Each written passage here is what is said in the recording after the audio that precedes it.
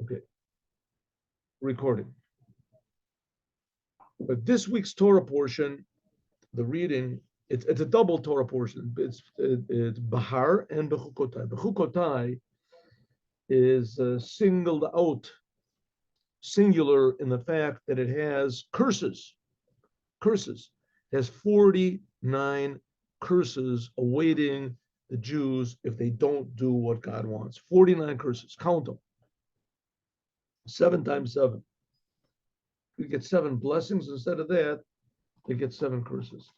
And that's only half of the number of curses which come near the end of the Torah in Parshat Kitavo. Over there are 98 curses waiting for the Jews. Well, that's a lot of curses. I mean, if you put them all together, it comes out to be what, 146 curses that God gives. And they're very detailed curses. What they are just terrible things. So it explains that one of the reasons why there are so many curses, I mean, God is supposed to be good and merciful and kind and loving, and he's a provider for everybody, and he creates and he protects, and he enlivens us, and he sustains us all the time. These things are incomprehensible, how good God is, and all of a sudden you come with these 146 curses. And if you look at the curses, you can see that, pretty much they have definitely been, activated through the generations in bountiful measures. The Jews have suffered all of these things, and even more. One of the curses is even curses that aren't even written here. You'll get right curses, terrible curses that'll make you crazy, and curses. So why does God do such a terrible thing? I mean, listen. After all, what is it saying? It's not saying that you get all these curses if what you do, you're going to get back or something. No, it just says if you don't listen to what it says in the Torah, listen, then you're going to get all these curses. Okay, so you have two things. Number one, we see that, yes, when the temple was destroyed, the first temple, the second temple was destroyed, the Lubavitcher Rebbe wrote that there could have been, that, not to compare or to justify or to minimize any of the suffering of the Jews, but the suffering that was in the first and the second temples, and the percentage of Jews that were killed, and the heartbreak, etc., was in many ways greater than the Holocaust. The Holocaust did not affect all the Jews in the world. There were Jews that were safe, and in the first and the second temple, nobody was safe. Just miraculous. It's like everyone was in the Holocaust. Everyone was. So one reason for all this is that all of these curses will be transformed to blessings. And when they're transformed to blessings, so everyone will say, oh, wow, I wish there was more curses. I wish there had been more. Only 146 altogether. It should have been, okay. Of course, we can't say anything like that. There should have been more curses. But when it does come to pass that somehow or other, I don't know how it's possibly even feasible that you can, transform the suffering of one person into a blessing. How much more so, millions. And for years, this has been going on for, since the Jews got out of Egypt 3,000 years ago. There's been all this suffering. So, but nevertheless, right, when did they get these curses? When they left Egypt. They left Egypt, they got the curse. So somehow this is all going to be transformed into a blessing. So here we have, and that's one of the purposes of Hasidut Chabad, is to prepare us for this blessing. Of course, a person can normally say, don't give the curses and don't give the blessings. But it seems that the blessings are going to be so incredibly good that it's going to be worth it. It's going to be worth it. And we can see all these examples now in the world. They have these coaching and these inspirational videos that are, if you work and you suffer and someone comes up and says, I used to weigh like 350 pounds and I was only like 5 feet tall and I couldn't move and I couldn't this. And suddenly I decided I'm going to be a Navy SEAL or something. And he just worked and he worked and worked. and he became a Navy SEAL, and he did it, after tremendous superhuman efforts, he did it, and he became, but the main thing is not that he reached his goal, that the goal was the main thing, but the means to reaching the goal was the main thing, that he actually overcame his difficulties. That was even more valuable than, becoming a Navy SEAL or whatever it is, an inspirational coach or something like that. In other words, sometimes the battle over the evil, the fact that you defeated the dragon, is even greater than the end result. Huh? You get a person that was a millionaire, he becomes a millionaire. Suddenly he said, I was out, I was destitute, and I owed the mafia and this, and I prayed to God, please. And all of a sudden, I won the lottery and I got rid of all my things, which is not the case of a person who wasn't not in any trouble and he won the lottery. Usually they make trouble for themselves, but so he doesn't appreciate it. So how it is, I don't know, but we're going to have an example over here. Here we go. Ready? Listen.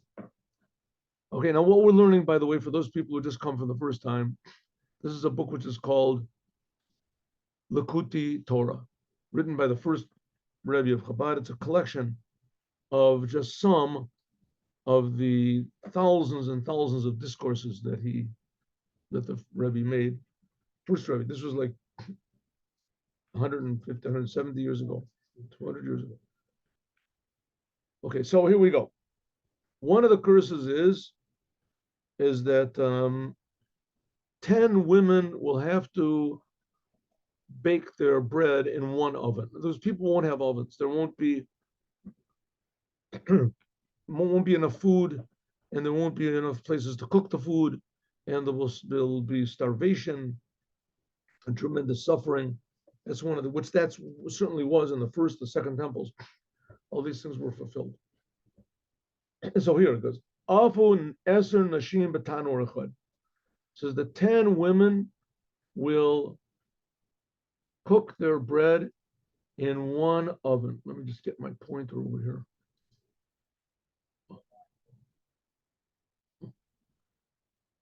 So 10 women will cook their food in one oven. Okay, how could this possibly be good? Nowadays, everybody has an oven. What do you have to?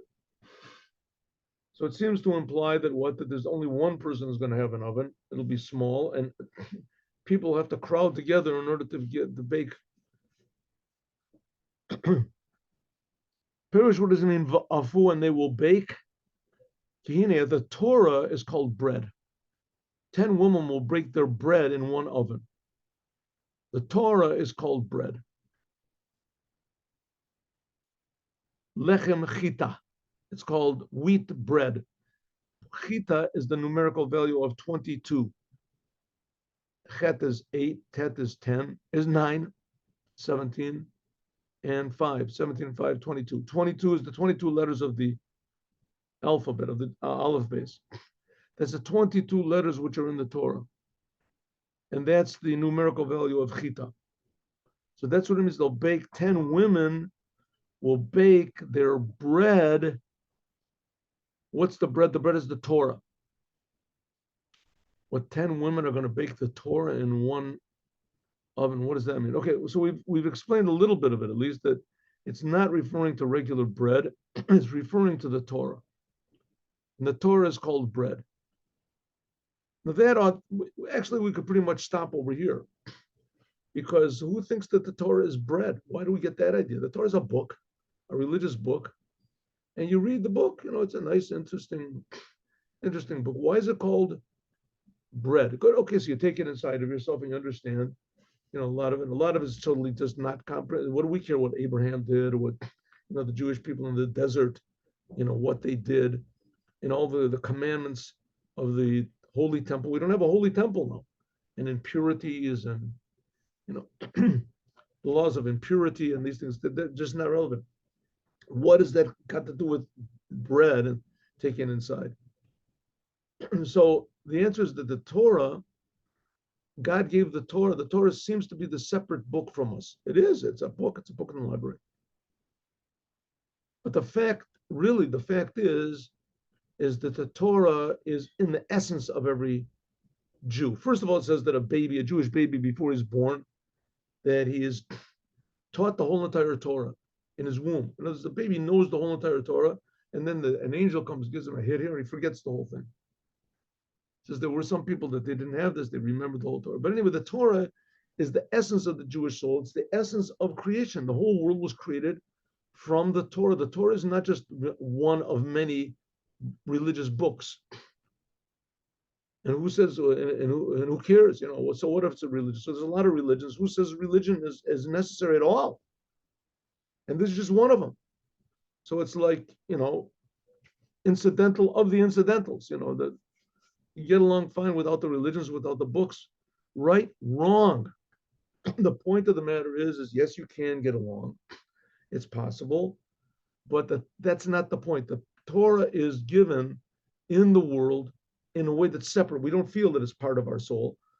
But when a Jew learns the Torah, he understands the Torah, and he delves into the ideas of the Torah, especially as they are in the Talmud and in the secrets of the Torah, ideas of Chassidut and Halacha and law, and he puts it into his mind, it becomes food for the soul. It strengthens the Judaism in the Jew's soul.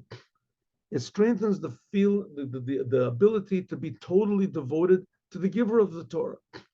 God becomes more and more real, and we become more and more active and loving and appreciating with God. Like a person that hasn't eaten, but sometimes they find these people in the Holocaust. There were these people in the concentration camps. And there was all over the place, right? In World War I, World War II, people were like emaciated, right? And what does an emaciated person do? He's emaciated, does nothing. He can't do anything, can barely speak. Just sits there, right? You give a person all of a sudden a little bit of food, he starts to eat. He gets this, all of a sudden you realize that the person has got a sense of humor, he's got a memory, he's got stories, he's a piano player, he can play piano, he's an artist, he's a whatever. All these abilities and his personality comes out just because he ate. The same thing with Judaism. When a person learns the Torah, suddenly his Judaism becomes alive.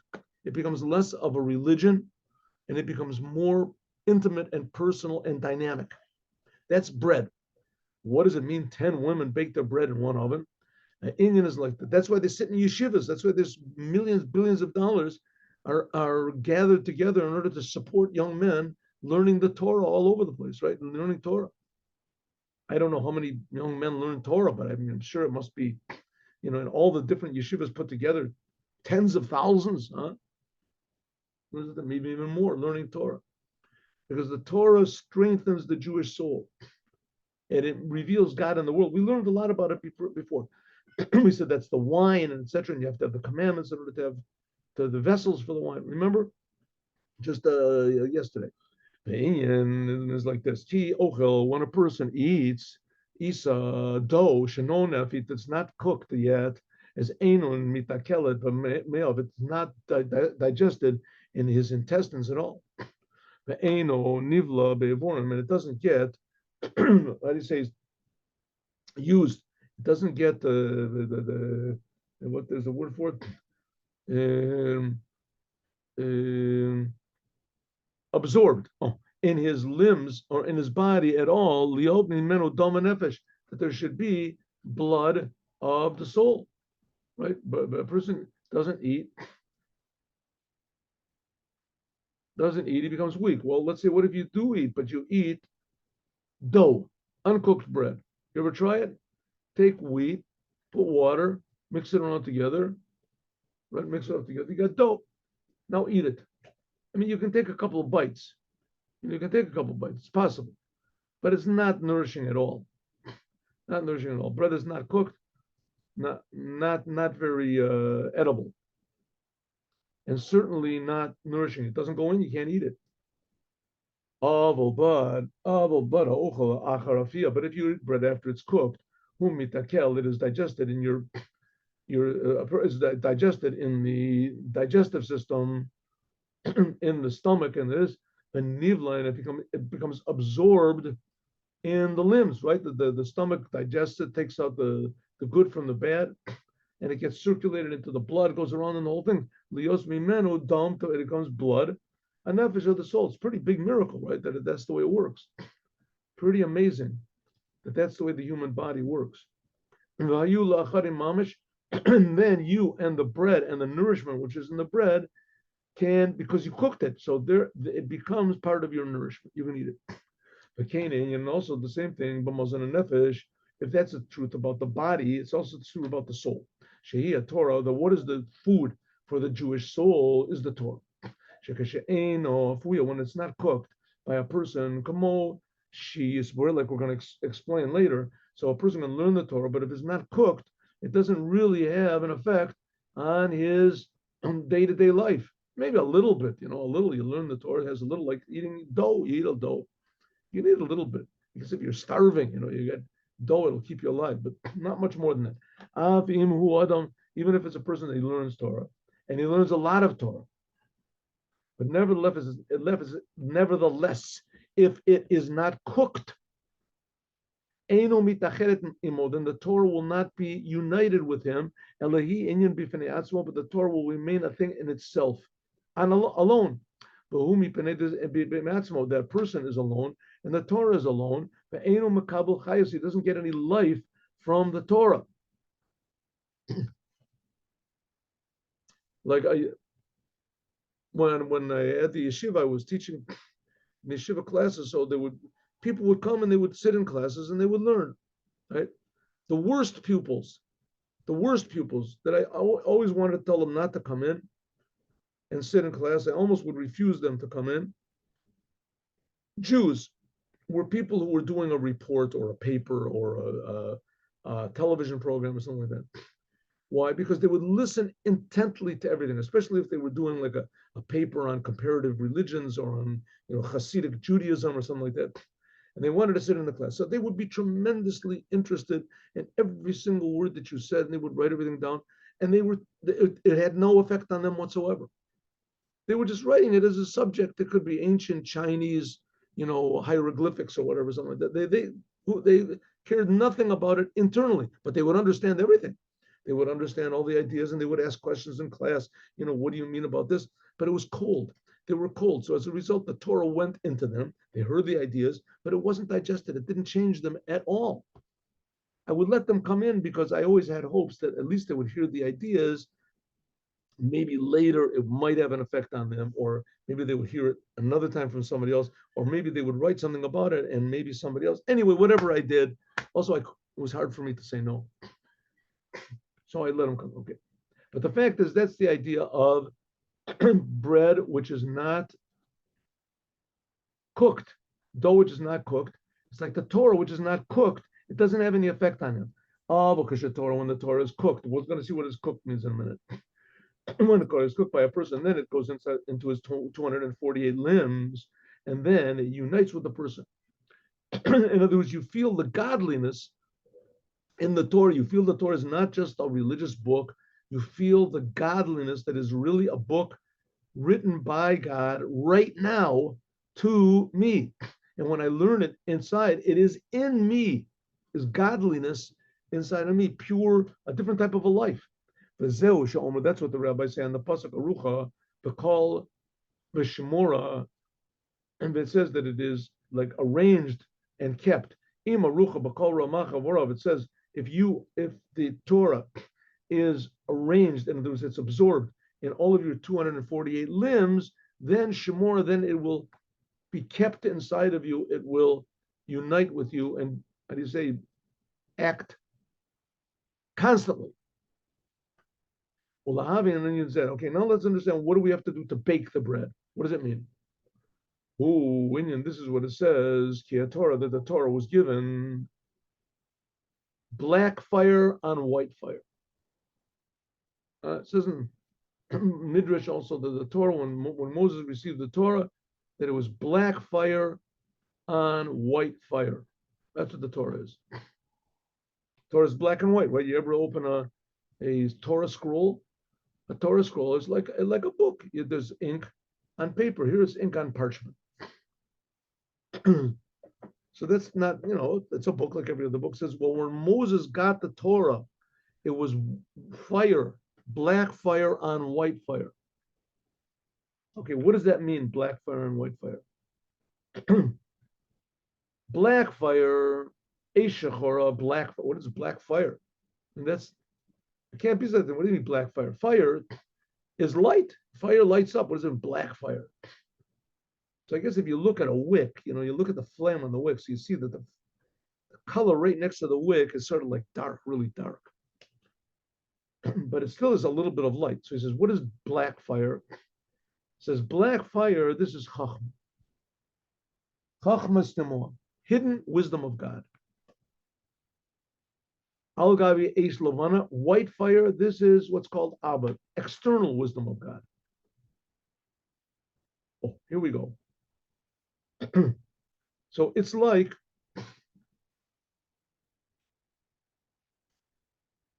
you ask some sort of you ask a wise person, a genius, wise, mystical rabbi, a question, and he gives you an answer immediately, and you feel from this answer that where did he get this answer from? How did he? I want to know where to live, and the rabbi says, well, you come from Poland, right? So, how did he know that? He says, well, the best place for you to live is in Rio de Janeiro. And there you'll find the work and a wife. What's this? Where did he get this from? Okay, you move on in the line. And then you go down there and you find out, wow, I went down Rio de Janeiro, of all the places. I don't even speak, what is it? Rio de Janeiro in Brazil, is Portuguese.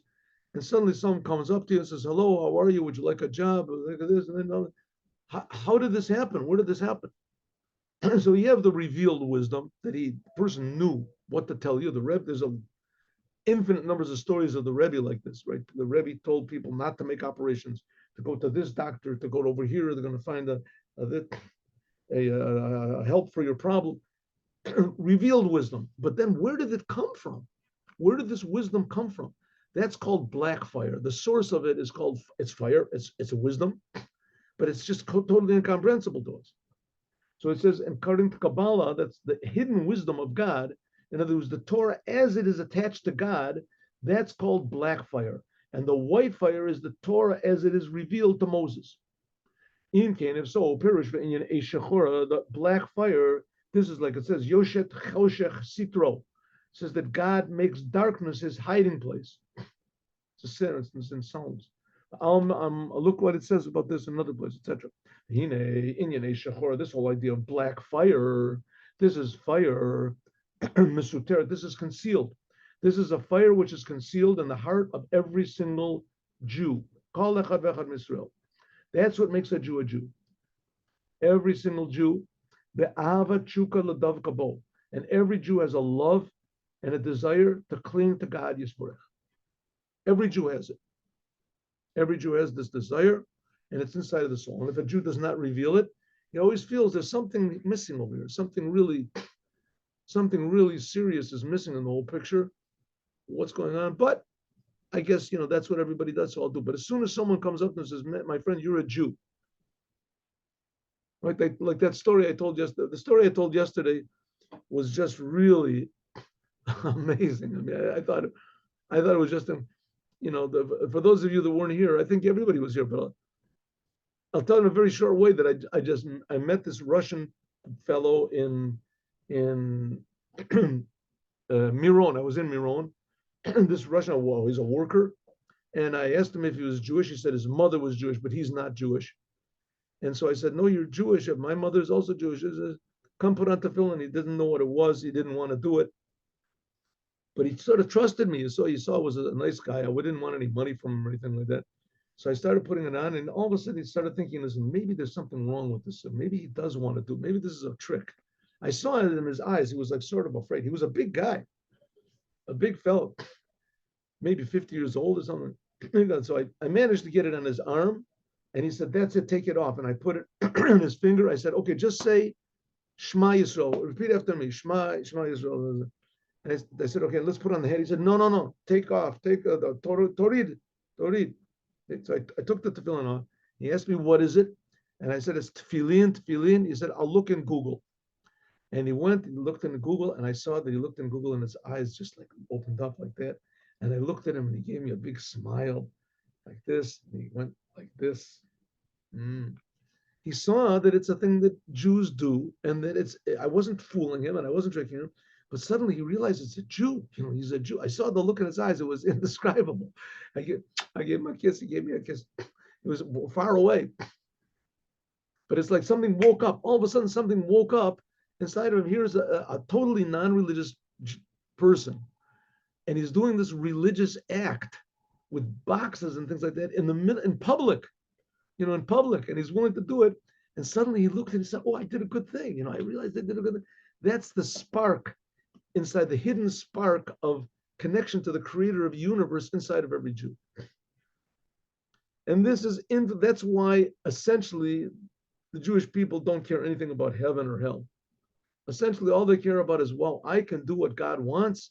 This is just amazing. That's called Blackfire.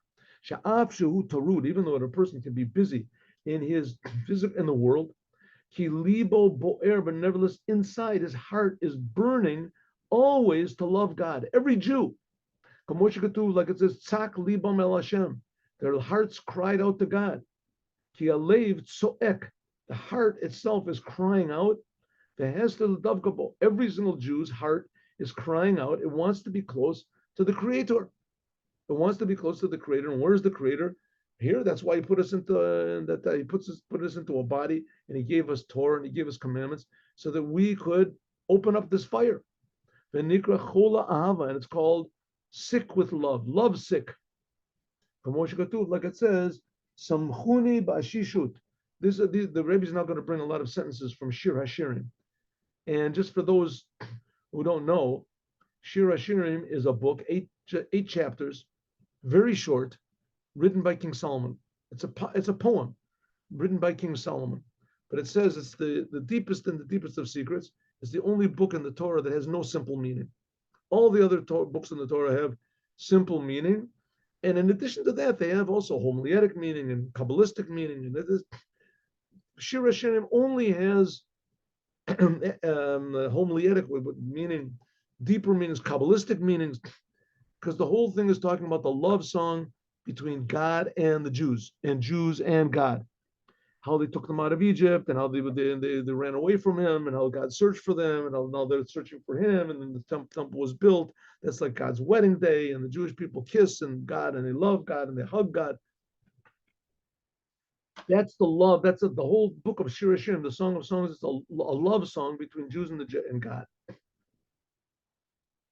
That's what it says. Samchuni ba'ashishus kicholas ahavani. It says, support me with, what does ashishus mean? I don't know, fine wine or something, food, because I am sick with love. King Solomon. That's also the same thing that says ani yashane. I am sleeping. Another sentence from Shir HaShirim. I am sleeping and my heart is awake. Ani yashane v'libi ir. It's worthwhile for you to look at the book. You can read the whole entire thing in less than an hour for sure. Maybe in 15 minutes.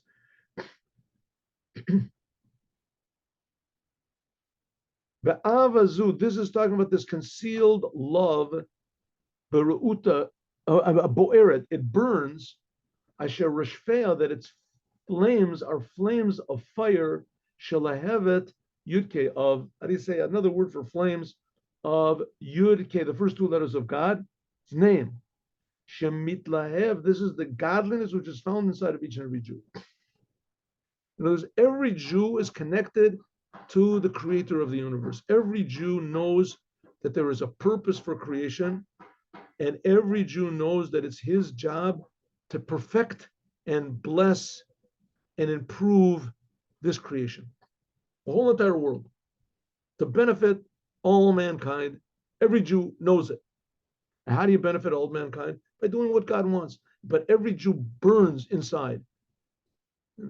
Of course, if Jews, they don't know about this or whatever, it's not easy to reveal this. It's not easy to reveal it. But the Jews are burning. That's why you get in the communist movement, some of the biggest communists, most vicious and just were Jews. The ones who put the previous Rebbe into prison and wanted to kill him, those were all Jews. The Yevtzekzia was called the Jewish movement. Jews burn inside. They want to improve the world, but if they don't know what's going on, they're not connected to the Torah. So the fire can become very, how do you say, not productive. Some of the biggest troubles in the world, unfortunately, were made by Jews. May God have mercy on their souls. And he will. He will. I mean, they'll all, I don't know how God's going to do it, but he'll do it. Okay. So we can say, I'm sorry, it's that its fire is like flames of fire. That it is constantly burning up. This flame inside of every Jew is burning up the dove kabot to cling to God. In this fire, yochel adam, a person can cook his bread. What was the bread? The Torah. Lechem chita shua Torah, which is the Torah. If he learns the Torah as a subject in university or something like that, or if he's, whatever it is, the Pope or something, and he wants to know the whole Torah, so he learns it and it leaves him totally cold to God, totally cold to Judaism, totally cold to this. And it can be misused because he's cold. He's cold. He learns the Torah. He's cold to God. He doesn't need. But if a person really realizes the connection to the creator of the universe and how God is even greater than the creator of the universe, that God provides food for everyone, that God cares about everyone, and God cares about everything, and that God is infinitely, infinitely, infinitely real and infinitely loving and caring for us. When a person thinks about this, this arouses the Jewish soul. And this same God that's creating the world, and so he gave the Torah, and he's giving the Torah right now, that's even deeper. He's telling us what to do, how to serve him. And then you have a tremendous feeling of gratitude and warmth and love and a flame of excitement to come as close as possible to God. With this flame of excitement, you learn the Torah. Now, then each word of the Torah becomes tasty. Then a person cooks the Torah with a flame of love to God. But then in this, then there will be absorbed the words of Torah in his intestines, and there's his intellectual, in his soul, and then it becomes one with the person. And what happens when you have this Torah inside of you? It makes you humble. It makes a person humble. It makes a person feel how lucky and grateful he is to God that he can. And on the other hand, it empowers you that I have to do something with this Torah that I have. I have to improve the world. I have to be a more honest person, a more industrious person. That's what the Torah is supposed to do. More brave, more caring. Pirish Torah, and that's what it means. That's what it means, that you will cook your bread, namely the Torah, in a one oven. What does it mean? The chamimut, in the hot, the warmth, and the love, haba, which comes in thinking about echad, one oven, and there's the oven, of echad. What's echad? Shema Yisrael Hashem Elokeinu Hashem echad. God is one. Yechudo shel olam. The God is called the one creator of the world. The Inyan Eser Nasim. So you think about it 1 second. This whole world is a big, incredible miracle. It really is made from nothing. And God is creating it all the time. And it's creating it for a reason. When you think about this, then that starts to activate the inner soul, or it'll activate this inner love. And then the learning of the Torah is totally different. Why does it say 10 women? 10 women will cook their bread in one oven. So we understand the oven is this love, and the bread is the Torah. And the love comes from thinking about God and contemplating about God. Why 10 women? 10 women. So little by little, this terrible curse that we had before, that there's not going to be enough places to cook bread, and the bread will be half cooked, because every woman will have to put their bread in. There's only room in the oven for one loaf or whatever, so there's going to have to cook. Everybody will have to cook bare minimum, right, of their bread. And so now we're seeing that it's not such a big curse anymore. All of a sudden, it comes that it's talking about Torah. That's the real bread, and that the oven is the heat of love of God. And it's not talking about starvation at all. It's talking about everyone is hungry for God. Why 10 women? This is the idea, but this is who Shabbat Nefesh. What does 10 women got to do? How would we translate that? This is the 10 women in this each and every soul of the Jewish people. Every single Jewish person has 10 aspects in his soul. This is explained especially in the Tanya, third chapter of the Tanya, what's called 3 mothers and 7 doubles, 10 aspects of the. This comes from the book Sefer Yetzirah. So the 10 Sfirot are 3 mothers, that's Chachma, Bin, and Dat, and 7 doubles. 7 doubles, that's the emotions. Okay, why they're called doubles, we can talk about another time, but nevertheless, that's the Eser, Devorim Elu, in these 10 aspects of your soul, Ye'afia, you will cook, you bechinat Elu, bechinat Nukva, and there'll be 10 women, why not 10 men? Because they'll be feminine. What do you mean? Why will they be feminine? Sheyada shebe'emet ein tov shalo. A woman says everything she has, she receives from her husband. What's this? Everything she has, she receives from her husband. Like Mother Earth, right? Everything it has, it receives rain and seeds and fertilizer, and it all depends. It receives. If not, then it becomes a desert. That's why 10 women, because the soul, it's the essence of the Jewish soul is gratitude. The name for a Jew is called Yehudi. A Jew is called Yehudi. Even though the Jews really came from 10 tribes, who knows what tribe you come from? Why Yehudi? There's a lot of names for Jews. Why do they get this thing of Yehudi? Yehudi, and everybody's called Jew. Jew is Yehud, right? J is Yud. Yehudi comes from Jew. Jewish people, Yehudim, I don't know how they got it. Maybe it's from Spanish, could be. Like Jose, we say Jose, we say Ho. Anyway, however it is, Yehudi, the word Yehudi, the word Jew, comes from Yehuda, tribe of Yehuda. And what's the name of Yehuda? How did Yehuda get his name? His mother Leah gave his name Yehuda because she said, now I will praise God. Yehuda means to praise. What does it mean to praise? To give thanks. You give thanks when you don't have something and you receive it. The essence of a Jew is that he feels that everything we have is an amazing gift for God, from God. Everything we have is amazing. The biggest gift we have from God is free will. We can choose to give thanks. We can choose not to give thanks. But the whole business is a big miracle. The fact that we have teeth and we have legs and that we have a brain, that we can think, that we're alive and that the world exists, these are big gifts from God. And we have free will to say, thank you or not thank you, or to recognize it or to not recognize. That's what it means. That's why 10 women, because the woman, that's the aspect of the receiver. That realizes that everything, the emes ein tov shalo, that everything good doesn't really come from me. It comes from the Creator. Everything is a gift. Everything is a gift. Huh? Amazing gift. This should activate us, because when we get a gift, so we can do one or two things, what I want to do with it or what the giver wants me to do with it. If I'm a grateful person, then I'll do what the giver wants me to do with it. Right? My grandmother gives me a tie. I don't like the tie, but I do like my grandmother. So she says, put it on, you'll like it. I never wear ties. I hate ties. The color tie is green. I have like my grandmother gave it. I love it.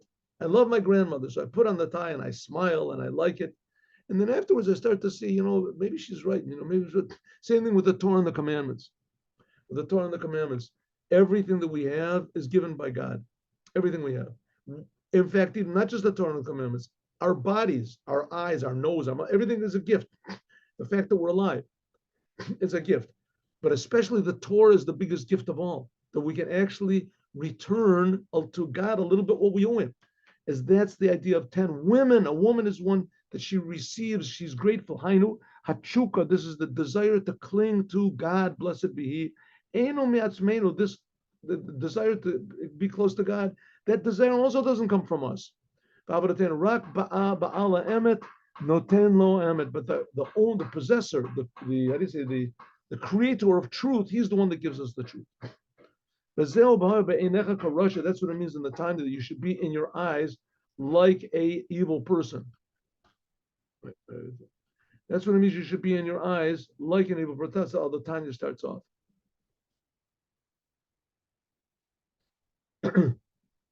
What does it mean? You should be like an evil person. In other words, you should be like an evil. In other words, it is very possible for each and every one of us to choose to do bad. Very possible. But bad, said that a person, shalo, who me'atzmo. You should be, if a person does bad, the bad, he creates himself. The bad, he creates himself. The good not. Let's take it, I'll give you a simple example. A person pinches his hand, pinch your hand. It hurts. So why they put on shoes that are too small, right? There's the joke about the guy sitting in the bus or somewhere, and he's grimacing, and the driver comes over to him to stop. What's wrong? What's wrong? He says, I take size 11 shoes, and I wear size 5 shoes. What? I said, I always take size. I should take 11, but I buy size 5 and I wear size 5, and it just hurts so much. He says, well, why do you do that? He says, because when I take it off, it feels so good. I feel really good. It's the same thing. Bad things, that comes from us. That thing's from us. But the good things, the ability to choose bad, and that comes from God. So everything really comes from God. This flame of love to God, this comes from the first 2 letters of God. If we said the Yud, that's the hidden black fire, and the Hey, that's the revealed white fire. And when you receive, and you're not a separate thing in yourself, then you can come to cook.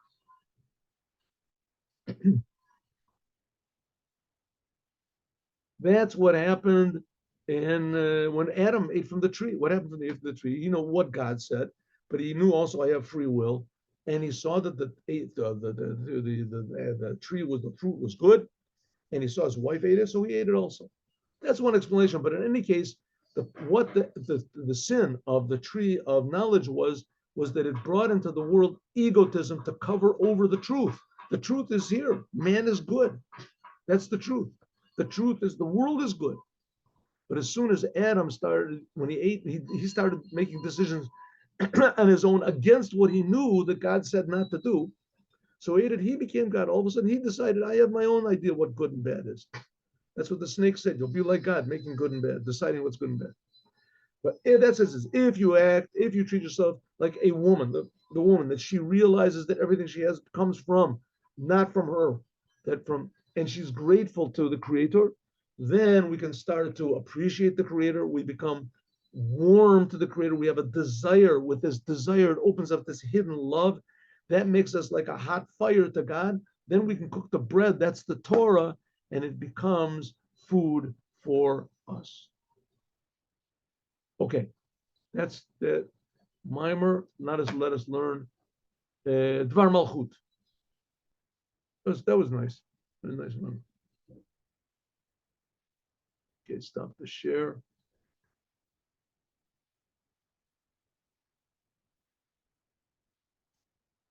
Share the screen. Wait, one. I have to do this 1 second. Do this.